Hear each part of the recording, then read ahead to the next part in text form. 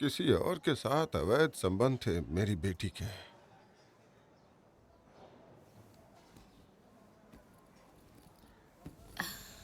ये मुझे लाबोनी के हॉस्टल के कमरे से मिला है।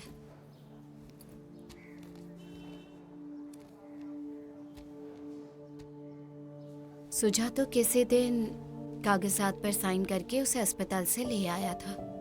ये उसकी ही एप्लीकेशन की रिसिप्ट कॉपी है। अब जरा चिट्ठी को ध्यान से पढ़कर देखिए मौसा ji. My wife and unborn child. इस डिक्लेरेशन लेटर पर बच्चे के पिता के तौर पर सुजातो के साइन है। रिपोर्ट पर बच्चे के पिता के तौर पर साइन होने के बावजूद भी बच्चा सुजातो का नहीं था। अगर ऐसा होता तो परेशानी ही नहीं होती, तो फिर लाबोनी को घर से निकाला नहीं जाता और शायद लाबोनी की उस तरह मौत भी नहीं होती। अच्छा मौसा जी, आपके मन में कोई सवाल नहीं आया? अगर आपकी बेटी ने वाकई में इतना बड़ा गुनाह किया होता तो फिर क्यों सुजातो उसके रहने खाने का खर्च या आपकी किताब की दुकान का भार उठाता? मुझे लगता है अब तुम्हारे जाने का वक्त हो गया है। आप जानते हैं लाबोनी के बच्चे का पिता कौन है? निकल जाओ इसी वक्त मेरे घर से, इसी वक्त चली जाओ। असल में क्या है ना मौसा जी, मैं एक चक्रव्यूह में फंस गई हूँ। मैं इस चक्रव्यूह में घुसना नहीं चाहती थी, शामिल भी नहीं थी। मुझे जबरदस्ती इस चक्रव्यूह में लाया गया है और लाकर मेरी जिंदगी को तहस नहस कर दिया है। इसलिए मैंने फैसला किया है कि मैं इसका अंत देख के रहूंगी। चलती हूँ मौसा जी।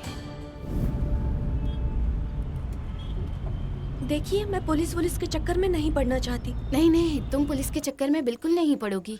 लाबोनी मेरी देवरानी थी। हालांकि मेरे उस घर में जाने से पहले ही वो घर छोड़कर चली गई थी। वो घर छोड़कर नहीं आई थी, उसे उसके ससुराल वालों ने निकाल दिया था। पर अजीब बात क्या है पता है? उसके पति ने उससे रेगुलरली कांटेक्ट रखा था। लाबोनी ने ही मुझे बताया था। इनफैक्ट उसे डॉक्टर के पास भी लेकर जाता था। अच्छा, उस दिन रात में क्या हुआ था? इतनी डिटेल्स नहीं पता मुझे, पर जितना देखा है वही बता सकती हूँ। उस वक्त घड़ी में लगभग 11 बज रहे थे। मैं पढ़ रही थी, मेरे एग्जाम स्टार्ट होने वाले थे। अचानक उस दिन लाबोनी के सामने वाले बरामदे के पास एक औरत की आवाज सुनाई दी। चारू, तुम मुझे गलत समझ रही हो। नहीं लाबोनी, मैं तुम्हें बिल्कुल गलत नहीं समझ रही। पता है, मैंने तुमसे बहुत ज्यादा गुस्सा थी, पर अब मैं तुम्हारा शुक्रिया अदा करती हूँ। तुमने खुद को तबाह करके मेरी जिंदगी बचा ली। मैं तुम्हारी आभारी हूँ लाबोनी। चारू,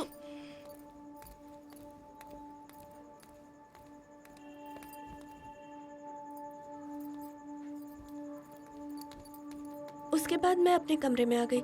असल में पढ़ाई का प्रेशर था, मैं और कुछ देख नहीं पाई। तुमने सही से सुना था, लाबोनी ने चारू ही कहा था। हाँ, अनकॉमन नाम है ना, एक बार सुनते ही याद रह गया। चारू किससे देखकर छुपी थी? सब मेल नहीं खा रहा। मानसी जरूर झूठ बोल रही है। चारू को उसने छुपते देखा, पर किससे छुपी ये नहीं देखा। बड़ी भाभी,